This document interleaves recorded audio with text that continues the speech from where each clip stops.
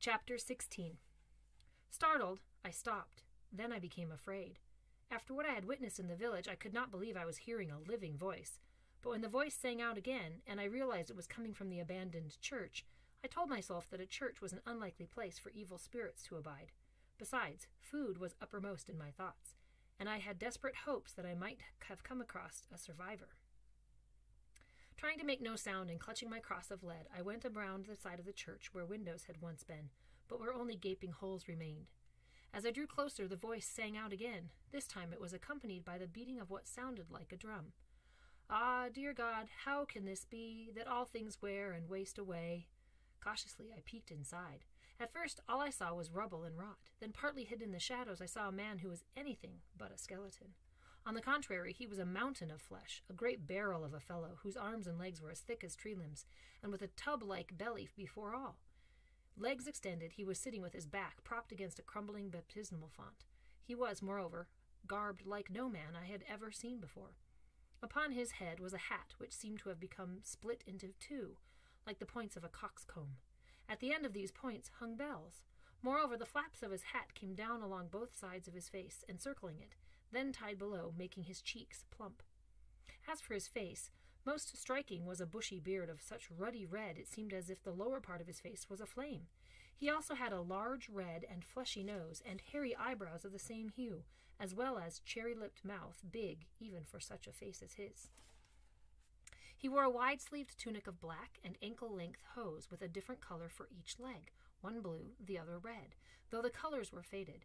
His brown leather boots were long and somewhat pointy at the tips. Yet, for all this rare color, his clothing was ragged, torn, and patched in many parts, enough so that I could see his dirty, hairy skin in several spots. A ballock dagger was fastened to his hip. On the ground by his side lay a fat sack, which contained, I prayed, food. His eyes were closed, but clearly he was not asleep. Instead, he was singing raucously while beating a small drum with his massive hands. As I looked on, he continued to tap the drum with his big fingers, bleating out his song.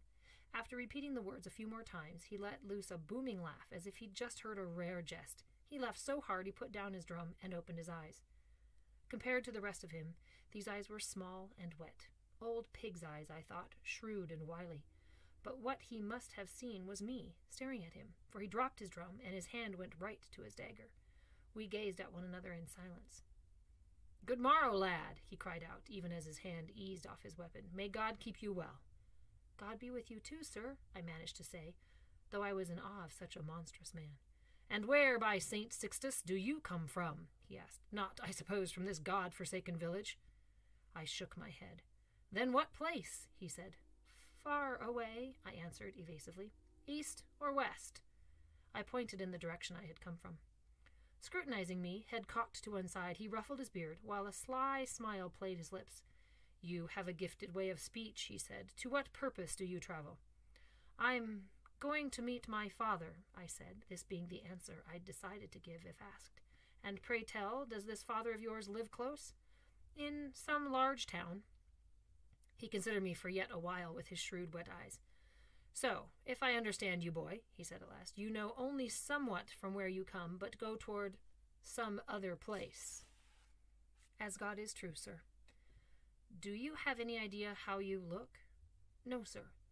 "Your tunic is equal parts dirt, rags, and rents. Your face is scratched and mucked as you are naked arms and legs.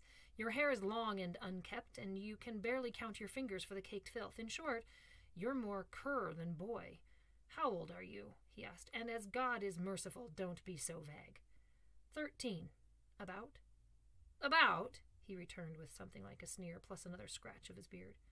I said nothing, trying to make up my mind if I should run away, but still hoping that such a barrel of a man must have some food. I stayed. For his part, he continued to consider me steadily with small, intense eyes. "Might you," he said, as if reading my mind, "be hungry?" My mouth began to water. "Yes, sir, as God is kind, and if it pleases you." "Hunger never pleases me," he roared, "though our great, if doddering king surely means well, his loyal subjects go hungry. And why? Because the officials of this most holy kingdom are all corrupt gluttons. His councillors and parliaments, all dressed in that new Italian cloth, velvet, sit upon the backs of the poor and eat their fill of venison and sweetmeats, not to mention the Flemish foreigners who loot our country's gold. But such is the will of our gracious majesty that poor souls like you and I are not part of his daily reckoning. It is as it is his motto. Mine is, let it be as it may be. What think you of that sermon? He said, cocking his head, as if he really wished me to reply. I didn't understand it, I said. Not at all?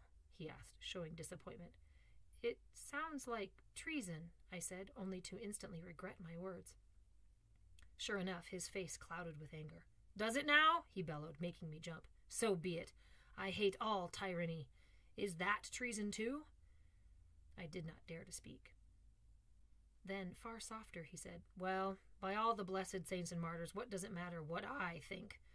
Come closer, I'll give you some bread. My hunger was so great that whatever prudence I might have had I put aside. Instead, I returned my cross to my neck pouch and hurried around to the church's proper entry. And I then approached the man where he sat, moving quickly when I saw he had untied the sack that lay by his side. With something close to elation, I saw him pull up a large gray lump of bread which he held up. I reached out toward it. The moment I did, his free hand shot out, and with a speed that belied his bulk, he grabbed me by my wrist and held me with the strength of stone.